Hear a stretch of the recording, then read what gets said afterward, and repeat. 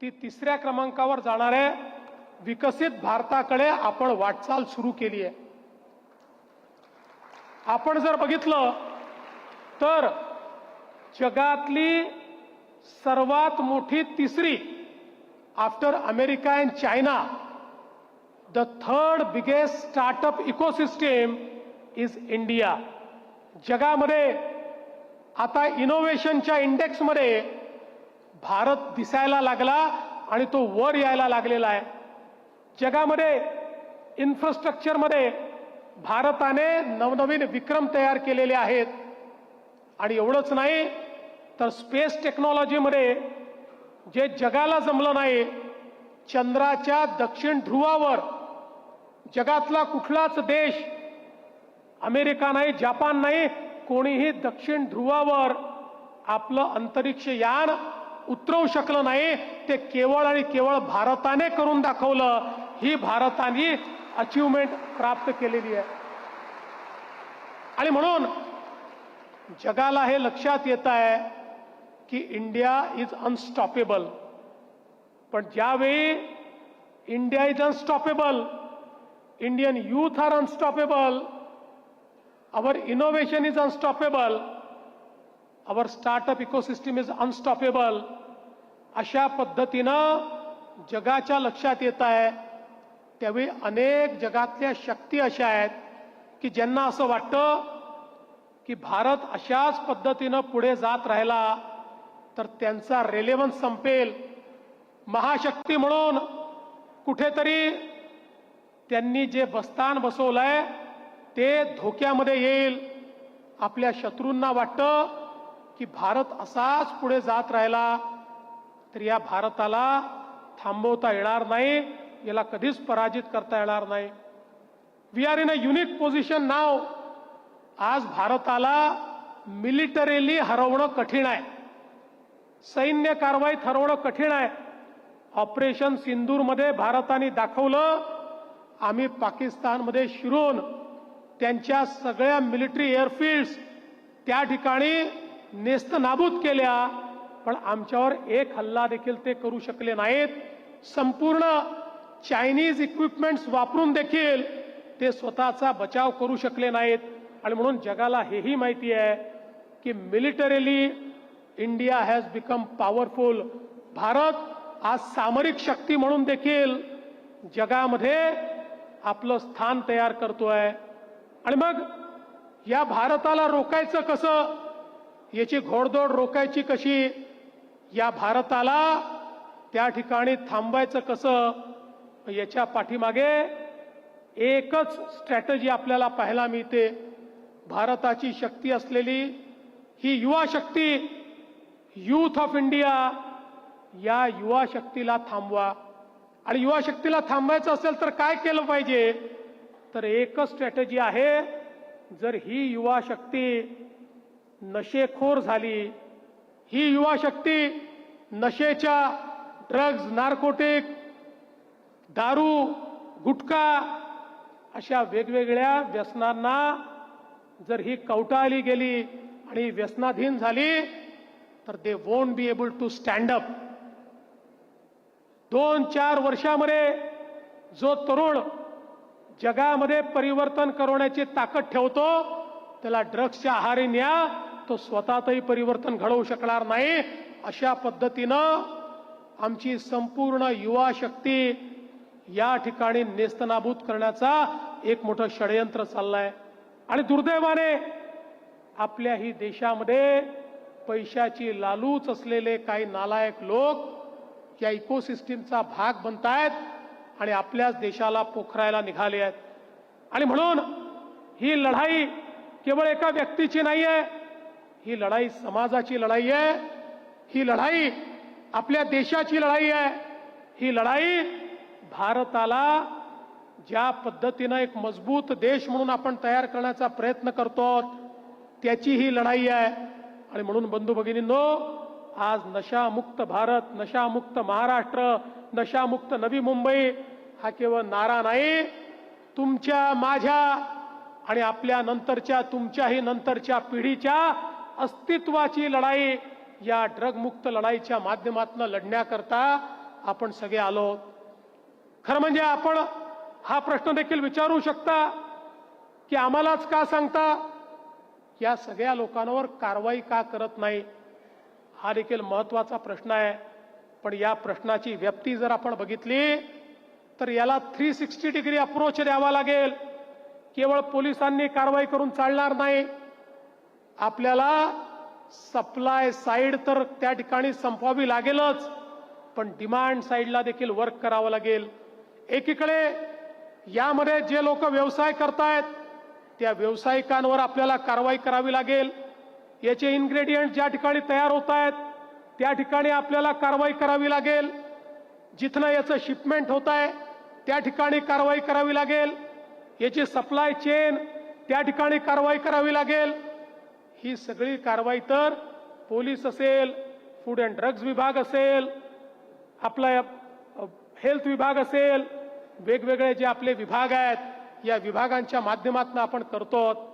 पण त्यासोबत जोपर्यंत डिमांड साईडला आम्ही ही लढाई नेणार नाही, कारण आपल्याला माहिती आहे ड्रग्ज घेणारा व्यक्ती हा त्याचा असा अधीन होतो की तो जगामध्ये काही करून ते मिळवण्याचा प्रयत्न करतो, कुठल्याही पद्धतीचा अवलंब तो करतो. आणि म्हणून जोपर्यंत डिमांड साईडला ड्रग्सच्या प्रती जागृती होणार नाही आणि जोपर्यंत आमचा तरुण, आमची तरुणी ड्रग्सला, नार्कोटिक्सला, सर्व प्रकारच्या व्यसनांना नाही म्हणणार नाही, थांबणार नाही, थांबवणार नाही, तोपर्यंत ही लढाई लढता येत नाही. आणि म्हणून एकीकडे डिटेरंट उभा करून या सगळ्यांवर कारवाई करायची आहे, दुसरीकडे तरुणाईमध्ये जागृती करायची आहे. आमची तरुणाई ड्रग्सला नाही म्हणणार आणि त्यासोबत दुर्दैवाने जे व्यसनाधीन झाले आहेत त्यांना आपल्याला मदत करायची आहे. त्यांच्या विरुद्ध आपल्याला त्या ठिकाणी कुठल्याही प्रकारे डिस्क्रिमिनेशन न करता हे लक्षात घ्यायचं आहे की यांना मदतीची आवश्यकता आहे. आणि म्हणून आज जसं आपण व्यसनमुक्ती केंद्र तयार केलंय, डी ॲडिक्शन सेंटर तयार केलंय, अशा डी ॲडिक्शन सेंटर पर्यंत त्यांना नेण्याचं काम करायचं आहे. कुठेही आपल्याला ड्रग्सची इकोसिस्टीम जर दिसली तर त्याची माहिती पोलिसांपर्यंत पोचवायची आहे. फर्मली आपल्याला त्याला नाही म्हणता आलं पाहिजे. या संदर्भात आपल्याला दृढतेनं पुढे जायचं आहे. It is not cool to do drugs, it is cool to say no to drugs, it is courageous to say no to drugs. Drugs करणारा हा त्या ठिकाणी शूर नाही आहे, तो वीर नाही आहे, तो घाबरट आहे, तो पळपुटा आहे, तो जीवनाच्या संघर्षापासून पळालेला आहे, तो जीवनाच्या संघर्षाला त्या ठिकाणी फेस करू शकत नाही. जो ड्रग्सला नाही म्हणू शकतो तोच जगाच्या संघर्षामध्ये त्या ठिकाणी उभा राहू शकतो. आणि म्हणून लक्षात ठेवा, ही लढाई तुम्हाला देखील लढायची आहे. प्रत्येक कॅम्पस आपल्या लढाईचं केंद्र आहे, प्रत्येक विद्यार्थी लढाईचा सैनिक आहे. छत्रपती शिवरायांनी ज्यावेळेस स्वराज्याची शपथ घेतली त्यावेळी मुठभर मावळे सोबत होते आणि समोर एक प्रचंड मोठं मोगली साम्राज्य होतं, ज्या साम्राज्याकडे लाखो लाखो सैनिक होते, हजारो कोटीची मालमत्ता होती, अस्त्र होते, शस्त्र होते, घोडे होते, हत्ती होते, सर्व प्रकारची सोय होती. पण त्याच वेळी छत्रपती शिवरायांनी हा निर्णय केला, देव, देश आणि धर्मासाठी या ठिकाणी स्वराज्याची निर्मिती करायची आहे. आणि मुठभर मावळ्यांनी ज्या दिवशी ठरवलं त्या दिवशी छत्रपती शिवरायांच्या नेतृत्वातली लढाई ते जिंकले आणि स्वराज्याची स्थापना करून दाखवली. या लढाईमध्ये मावळ्यांनी जे केलं, आपण सगळे छत्रपती शिवरायांचे मावळे आहोत. जे मावळ्यांनी केलं तेच ड्रग्ज विरोधी लढाईमध्ये तुम्हाला सर्वांना करायचं आहे. हे स्वराज्य आता जे स्थापित करायचं आहे, हे स्वराज्य ड्रग्सच्या विरुद्ध, हे स्वराज्य तुम्हाला मोकळा श्वास घेता यावा, तुम्हाला व्यसनमुक्त जगता यावं, याकरता हे स्वराज्य आपल्याला त्या ठिकाणी प्राप्त करायचं आहे. तुम्ही बघा, नुकतेच कॉमनवेल्थ गेम्स झाले, 39 पदकं ही आपल्या भारताने त्या ठिकाणी मिळवली आणि वेगवेगळ्या पद्धतीनं वेगवेगळ्या खेळांमध्ये आपल्या तरुणाईने आता आपण जर बघितलं बुद्धिबळामध्ये इंटरनॅशनल चॅम्पियन आपला, बॅडमिंटनमध्ये इंटरनॅशनल चॅम्पियन आपली, टेबल टेनिसमध्ये इंटरनॅशनल चॅम्पियन आपल्याकडे, आत्ताच हॉकीमध्ये ज्या पद्धतीनं आपण त्या ठिकाणी पाकिस्तानला धूळ चारली, आज आमची तरुणाई मैदानात उतरली तर सर्व प्रकारे त्या ठिकाणी यशस्वी होते आहे. पण मैदान जर सोडलं तर तुम्ही जीवनामध्ये काहीच करू शकणार नाही. आणि म्हणून मी हीच विनंती करण्याकरता आलो आहे. बघा, स्वामी विवेकानंद नेहमी म्हणायचे, युवा शब्द काय आहे? स्वामीजी म्हणायचे, युवा शब्दाला जर तुम्ही उलट केलं तर वायू शब्द बनतो. आणि वायू कसा असतो? हा वायू जर चक्रीवादळासारखा आला तर तो समाजाला उद्ध्वस्त करतो. तो दिशाहीन झाला तर तो संपूर्ण त्या ठिकाणी मानव जातीला नेस्तनाबूत करतो, घराच्या घर तो उद्ध्वस्त करतो. पण तोच वायू हा जर ऑक्सिजन झाला, ऑक्सिजन, तर आपल्याला प्रत्येकाला जगण्याकरता तो वायू ऑक्सिजनच्या रूपानं आपल्याला जगवतो. हा युवाही असाच आहे. हा युवा जर पथभ्रष्ट झाला, याची दिशा जर बदलली तर हा युवा समाजाला उद्ध्वस्त करतो. पण जो युवा योग्य दिशेने जातो तो युवा मात्र समाजाकरता ऑक्सिजनचं काम करतो, समाजाला जगवण्याचं काम करतो. समाजाला जगवणारे युवा आपल्याला हवे आहेत. समाजाला जगवणारी व्यवस्था आपल्याला हवी आहे. आपल्या देशामध्ये ही जी संधी आपल्याला आली आहे त्या संधीचा फायदा घेऊन येणाऱ्या पिढ्यांकरता विकसित भारत आणि विकसित महाराष्ट्र तयार करण्याकरता आपली लढाई सुरू आहे. आणि म्हणून तुमची मदत महत्वाची आहे. तुम्हाला यामध्ये सैनिक म्हणून उतरायचं आहे आणि तुमची मदत मिळाली, मला विश्वास आहे पुढचे काही वर्ष लढाई लढावी लागेल, पण अंतिम विजय हा आपलाच या लढाईमध्ये होईल. Drugs will be defeated and we will win. आम्ही जिंकू, आपण जिंकू, तुम्ही सगळे जिंकाल. ही ताकद तुमच्या एकीची आहे, ही ताकद तुमची सर्वांची आहे. आणि म्हणून मला सांगा, तुम्ही सगळे लोक या ठिकाणी लढाईमध्ये सोबत आहात का? अरे एवढ्याशा आवाजाने काय फायदा आहे? प्रत्येक जण सांगा, तुम्ही लढाईमध्ये सोबत आहात? तुम्ही आहात? तुम्ही आहात? तुम्ही आहात? तुम्ही आहात? जर तुम्ही सगळे सोबत आहात तर मी तुम्हाला शब्द देतो, आम्ही कुठे मागे हटणार नाही. जोपर्यंत यातल्या एकेकाला नेस्तनाबूत करत नाही आम्ही देखील थांबणार नाही. पोलीस विभाग असेल, शासन असेल, आपल्या सगळ्या महानगरपालिका असतील, आपली व्यवस्था असेल, या सगळ्या व्यवस्था मैदानामध्ये उतरून तुमच्या माध्यमातून आपण या व्यसनांना पराभूत करून दाखवू. आणि तुमच्या आणि माझ्या मनामधला सुजलाम सुफलाम भारत हा आपण तयार केल्याशिवाय थांबणार नाही, हा विश्वास या ठिकाणी व्यक्त करतो. आपल्या सगळ्यांचं मनापासून अभिनंदन करतो. पोस्टर आणि रील्समध्ये ज्यांनी उत्तम कार्य केलं त्यांचं अभिनंदन करतो. आणि आपल्या सर्वांना विनंती करतो, आज माझ्यासोबत तुम्हाला एक शपथ घ्यायची आहे. एक लक्षात ठेवा, शपथ लेना तो आसान है पर शपथ निभाना बहुत कठिन है. जब हम शपथ लेते हैं तो ये शपथ केवल कोई शब्द नहीं होता, ये अपने आप से एक वादा होता है. ये अपने जमीर के साथ, अपनी आत्मा के साथ किया हुआ वादा होता है.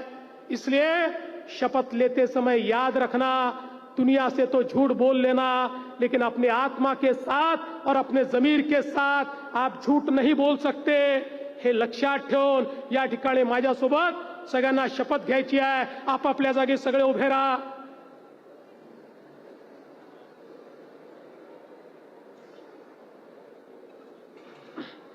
एक हात आपल्या हृदयावर ठेवा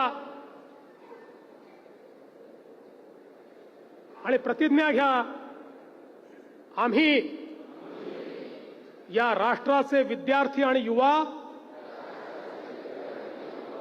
आज गंभीरपणे